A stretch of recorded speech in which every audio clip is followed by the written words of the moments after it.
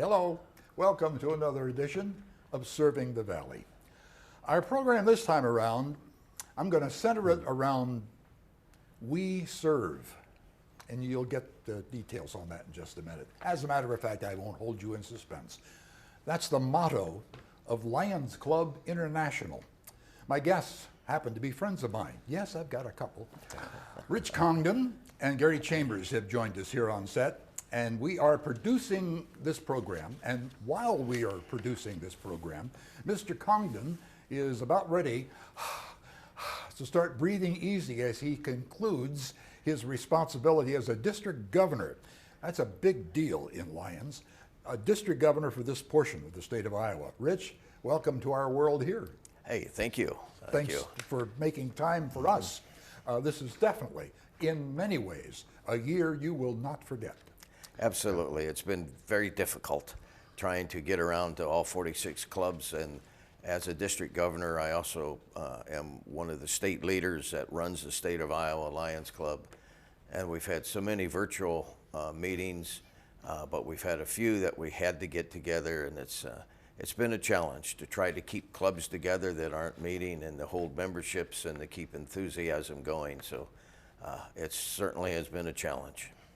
We're going to talk a little bit about that challenge and how life goes on. Gary Chambers has joined us as well. You've also had a little bit of a challenge in what we're going to spend a little time talking about with your group and the kids. We have. We screen the kids for vision problems, and normally by this time of the year we're pretty well wrapping it up. Well, COVID came along, and obviously you don't go into the schools because they're not operating, and so we're way behind. We're just now starting up this month to start catching the kindergartners, and then we'll work on in through the summer to catch all the daycares that we screen at. So. Okay, and we'll talk a little bit more about what that Kids Sight program's all about. Right. It ties into something really big that's happening in the state of Iowa too. Gary's not new to Lions Club. He's been around for over 30-some years? Yeah, something like that. I think 28 or 9 years. I was president of the club back in 97 or 8. So, yeah. Back when they were just Tiger Cubs as opposed to Lions. Right, yes, that's right. Yes. We're going to talk about the major role that eye care has played in eye health in the state of Iowa. Gentlemen, I know, because I wear that pin as well, this organization is the largest service club in the world. I bet you knew that, Rich. Yes, I do. I'm well aware of that. We're the largest nonprofit service organization in the world. We have 1.5 million members. We have about 50,000 clubs around the state, and we also have we're in about 210 countries and municipalities right now. So yes, we are the largest out there. So that puts a lot of responsibility, because our little, do we call it a den? What do we call it when the Lions are meeting here locally? Our club is over 100 members as well. Yes, we have 121, and that's what we currently have listed. That puts us the largest active club in the state of Iowa. We're not the largest in membership, but we're the largest active club. And so but even with COVID, we have just a terrific amount of service that we provide for the community and for our state and our international organization. Well, we're going to talk about some of that, as a matter of fact. In fact, the one thing I want to be sure we have time for, and you brought a little, that's not a computer. What is that thing you got there, Gary? Well, this actually is one of the cameras that we use to screen the kids. Okay. It actually takes a picture of their eyes, and we get 2 pictures at the same time, and it comes up on the screen, and then we kind of evaluate, is that a good picture or not? After being trained, well, you know what looks like a good picture. Okay. And then whenever we're all done with that set of that class, yes, we'll plug this into the internet and upload the pictures down to Iowa City, and they're read by an ophthalmologist down there. And if there are any issues with their eyes, they send a report back to the school or to the daycare and the parents. So give me some numbers. You don't have to be real specific right down to but I bet you've got some I do numbers. have a lot of numbers, actually. The program actually started in 2000 in the state. It had been in Kentucky for a little bit before that, but we recognized that this is a great program. And so in 2000, they started the program. That first year, they screened 398 children. But we joined in 2002, and since that time, all the clubs around the state have screened 5.84 million children in the state of Iowa. And what age range are we talking? From 6 months to 6 years. Wow. We screen the ones from 6 months to 6 years, because then if you catch a problem, you can immediately some of the issues need to be corrected early. Okay. Or they won't be corrected. So Right. we look for, and there are 7 things that they can tell from the pictures that we take. They can tell if they're nearsighted, farsighted, of course, lazy eye, misshapen eyes, uneven pupil size. These are, and cataracts. I didn't know kids had cataracts, but they can. Tumors, all of that can be told from the pictures that we take with this special camera. We have 2 of these cameras now. They're $10,000 a piece. So not every club in the state has a camera, but we have 2, and then there's another one in the area down at the Cedar Valley Evening Club. Okay. Initially, when we started, we were using an old Polaroid type camera, and you had to pull the film out, and wait for it to develop and see if it was a good picture or not, and if not, go back and take another picture. But what happened there was we were in a darkened room, because with the Polaroid you had to have a fairly dark room, and the kids get pretty scary in there. So at that age, we always had a lot of kids, bring them in 3 or 4 at a time. Okay. And so that they're comfortable. Sure. And we do the same thing, but this camera, we were able to take pictures in regular room light. So we always bring 3 or 4 kids in at a time, and they can see what the other person is doing whenever we take the pictures. Now, during the school year, you can manage to get in and do some of this in the schools. We do. We catch the kindergartens, and if a school has a pre-kindergarten class, we do all of those. And then a lot of our screenings are done at daycares. Okay. So the hardest ones are the 6-year-old or 6 months old. I bet. They have to bring them in, and we try and catch them before their nap or after their nap, one or the other, so that they're not all squirmy, and we have to put the child's name in the camera and their birth date. Okay. That's the only 2 information but we do have to have a permission slip from the parents. Okay. So that goes out ahead of time, and then we take the pictures and pair that up and send those all down to Iowa City. So we're going to tie in Iowa City in just a minute in another part of the program that Lions Club is involved in as well. And I just want to remind our viewers in this particular, while we are at this time producing this program will be seen for several weeks or months ahead. So some people may be watching this a few months from now and saying, how did you do? Did you get back into the schools and complete? We can just say, yes, you did. Yeah. We hope so.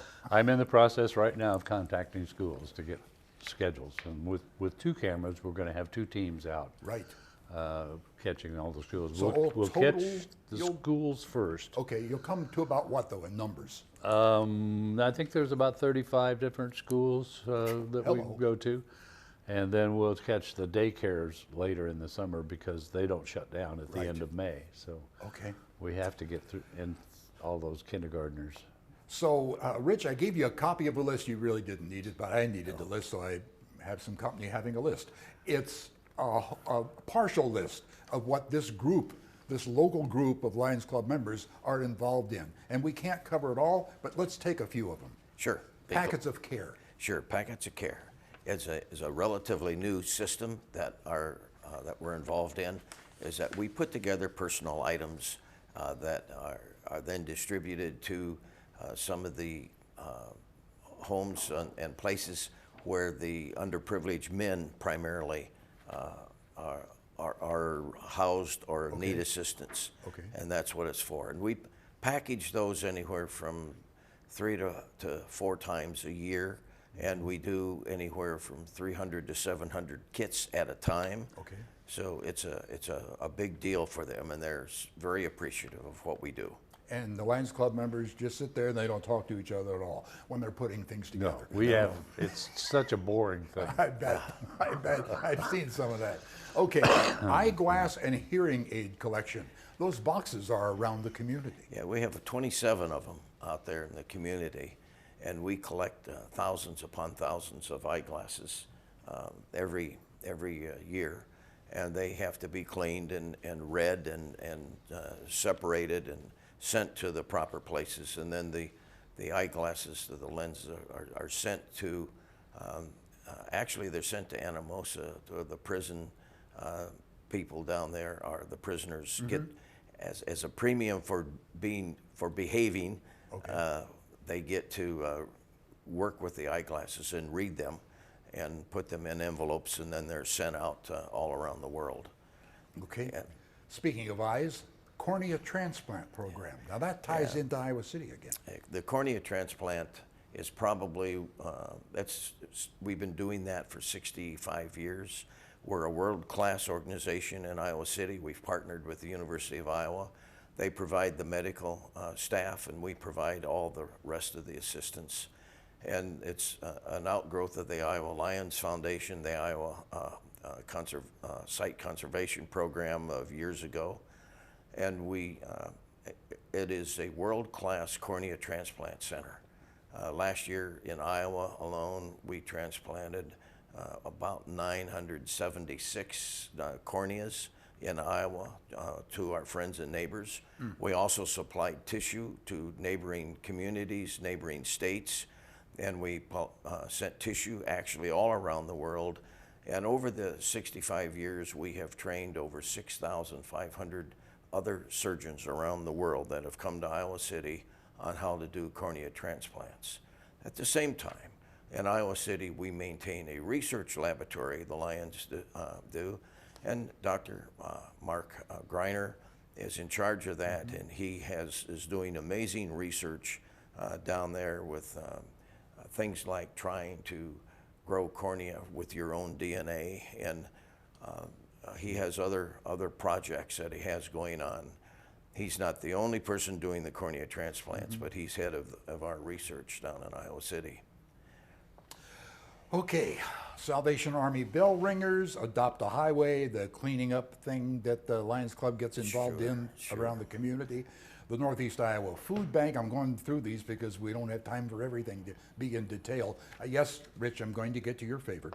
We're going to go to the Learning Garden. I think, matter of fact, there's some pictures that you'll see about the Learning Garden. The Learning Garden? Yeah, Explain the Learning that. Garden. It's we call it the Learning Garden because it's not a community garden, it's a teaching garden.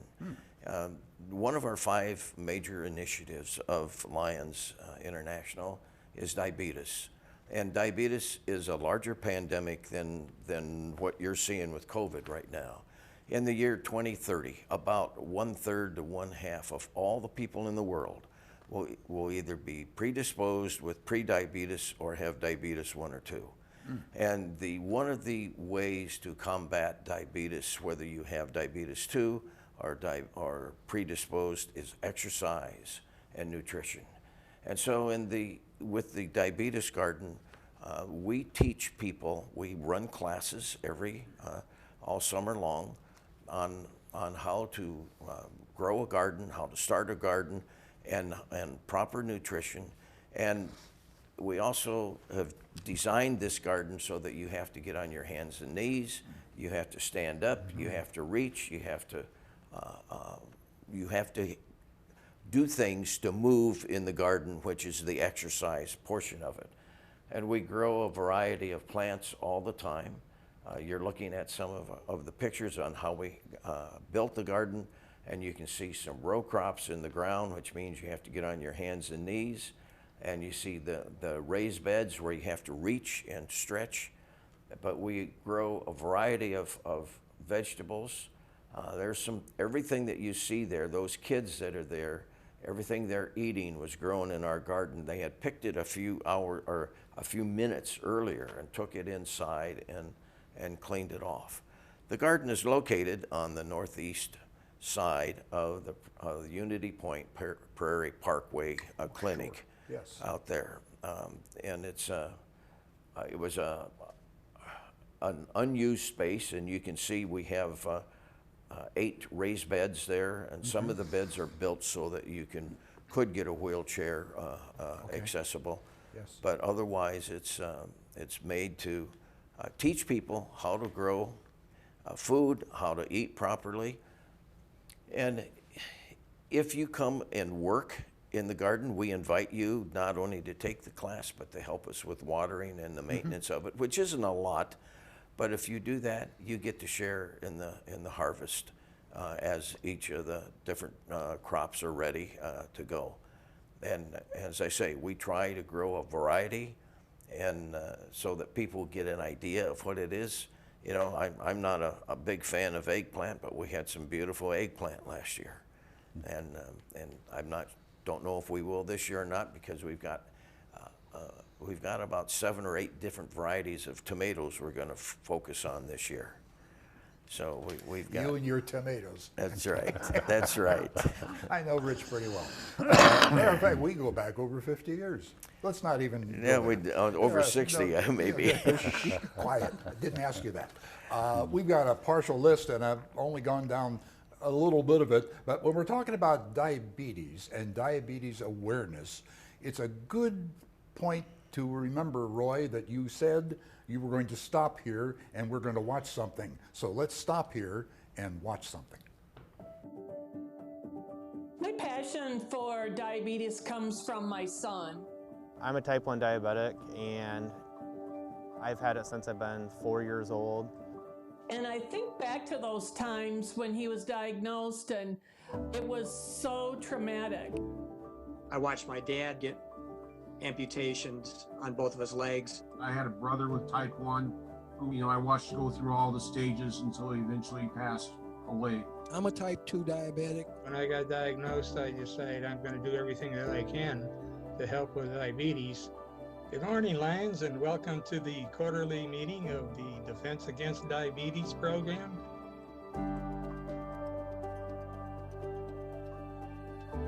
All across Michigan, Lions are involved in providing education, prevention, and resources to those that are experiencing complications from diabetes. We've done that through community events. We've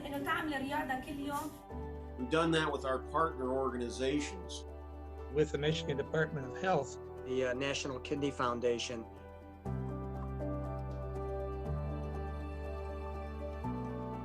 The partnership with Alliance Club with MSU Extension has allowed us to provide education to the community around diabetes.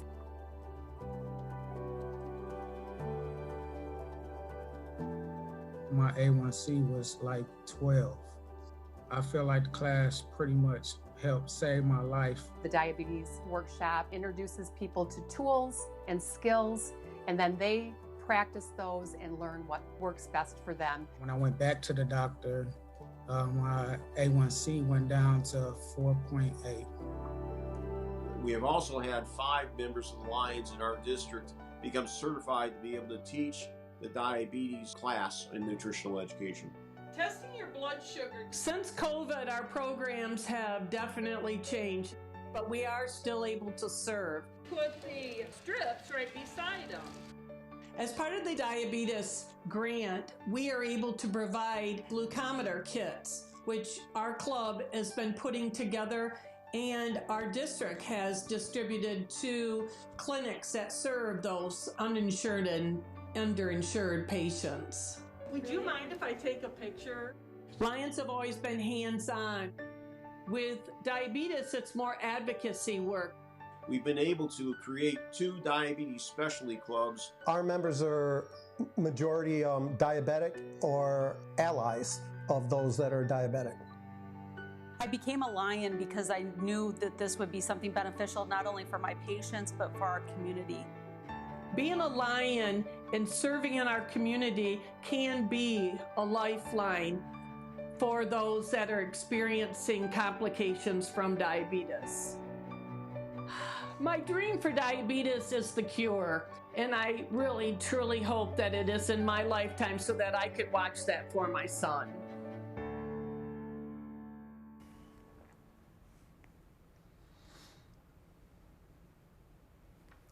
There you are, a little sample of how Lions everywhere are so involved.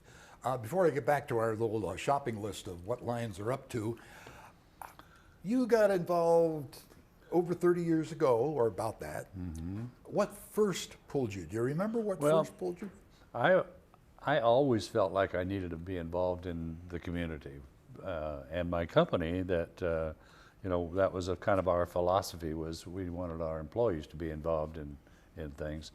So I was in the Kiwanis, and they met another great organization. Another great organization, but they met on a night that I had choir practice, and so it was a conflict. And so half the time I wouldn't make the meetings, and that was not. I didn't feel that was good. And my banker suggested, well, we meet at noon on Mondays. Why don't you come and check us out? And so that I did, and I was impressed. And I mean, it's a great organization, not only locally but nationally and internationally. But and you can't help but get involved with it, right? Because it's such a great organization. So, speaking of that, let's talk a little bit more about, as we go down my list here. There's a youth fingerprinting campaign that goes on occasionally, usually when there are events that are going on. They certainly haven't been going on here lately. Not lately. No. How does that work? Well, it's you're given a kit. The parents are given a kit, and they take home and fingerprint the kids and turn it back to the local police, and it's kept. And if they need, well, actually, it's not turned to the police. It's kept by the parents in case they should need it. Then they can turn it in. All right. The Peace Poster Contest. Hey, that came alive locally. Yes, it's the largest youth project worldwide. It starts out every year to talk about peace and to demonstrate peace in the world. That's what Lions are about, is doing service, serving fellow man peacefully and non-politically. We can't talk about politics, religion. In our club meetings, we're about peace and serving the world. And the Peace Poster, we were fortunate to have a state winner. Our club did this year. Marley White from St. Pat's won. And it starts out with about 600,000 entries, and she's down to about 170 some entries as a finalist in there. Terrific. It's a great project. Yeah, it is. Any of our members are looking, how come you haven't talked about pancakes? How haven't talk about pancakes? Well, that's what Lions are about. Everybody knows if you think about Lions Club, it's about pancakes. Yeah. Since we don't do light bulbs anymore. That's right. We don't do. In the early history, we used to call it electric light bulb sales. I see. Oh, really? Oh, yes. How ancient. But the pancakes is what funds a lot of this locally. Sure. Right. And so we need people to buy our pancakes and to come to our pancake days. And we have 2 of them every year. We just had one, and we didn't last year because of COVID, but we had a drive-up event.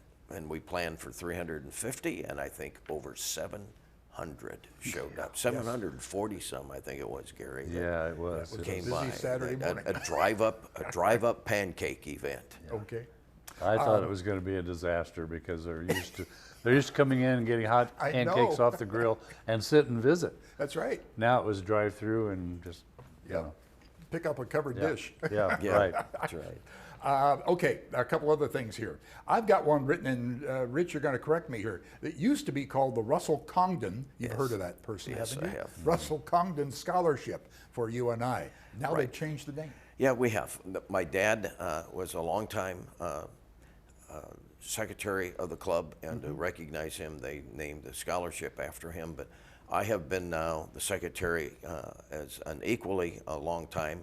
Between my dad and I, we've been the continuous secretary of the club for about 68 years. Hello. And so it's been renamed to the Congdon Family Scholarship. So there's about $3,000 every year that's divided up among seniors or juniors or seniors at primarily at UNI.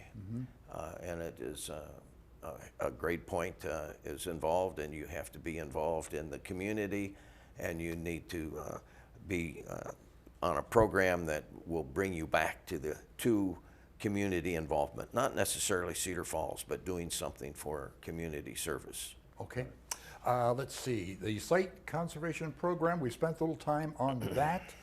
The Quest program, what is the Quest program? Well, the Quest program is a program to bring self-esteem to students.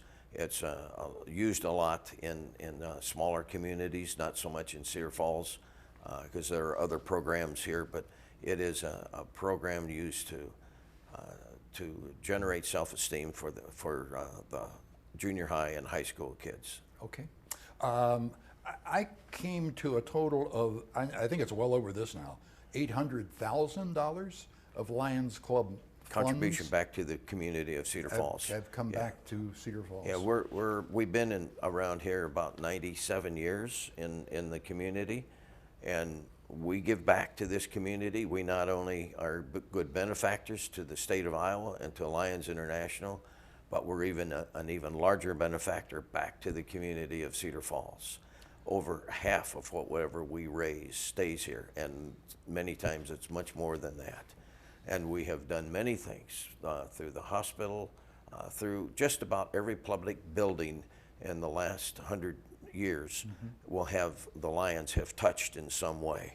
Right. We have either helped raise the money or we have furnished the projects for them, and in some cases we've done it 3 and 4 times over as they remodel these buildings and move on. And not only buildings, but also facilities around the city, like the ball diamonds and the shelters and things like that. Yes. One problem I have as we're producing this program is I can't say, if you'd like to visit a Lions Club, blah, blah, blah. I'm in the dark, because we have been mostly in the dark over this past year, still meeting by thanks to Zoom.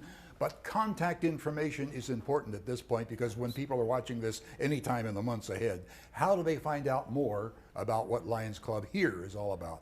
Well, we have several sites that you can do that. The Cedar Falls LionsClub.com. We will be starting to meet in another week or two in the public outdoors again, which we did, and that will be a forerunner to meeting in person, which we hope in a couple of months we can make that announcement that we'll be back meeting in person together. So with the dedication that you just heard over the past almost half hour to humanitarian and community service, I think you know a little bit more maybe than what you did a few minutes ago. And for that reason, I thank my fellow members of the Cedar Falls Lions Club, Rich Congdon and Gary Chambers, for joining us today. I thank you as well for being a part of what we're doing here on Channel 15 and beyond, serving the Valley. I'm Roy Justice.